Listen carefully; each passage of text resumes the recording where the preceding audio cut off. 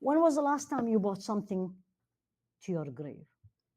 And when was the last time you bought something for your house?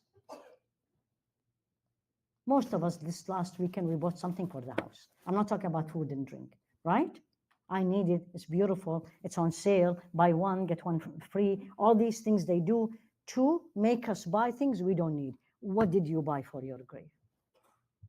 What furniture I need in the grave? Do you know? What is the best furniture for the grave? Al-Quran. Absolutely. It's the friend in the grave.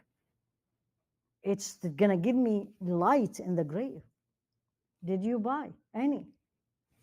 Did you even scroll through it as we scroll through all these websites to buy things? وَأَرْضَى مَوْلَاهُ قَبْلَ أَنْ يَلْقَاهُ. What did you do today to please Allah?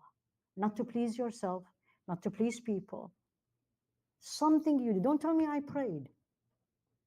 I'm talking about pleasing. You know when you please somebody? Meaning you love someone and you want to please him. You don't just cook something. What do? You're going to go and figure out what they really love, right?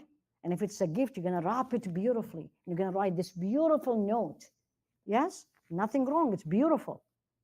And that person, he or she, will be very happy. What did you do for Allah today? Today, from the morning, especially the youth, and it's off. It's summer. What did we do? أَرْضَى مَوْلَاهُ قَبْلَ أَنْ يَلْقَاهُ. That I pleased him before I met.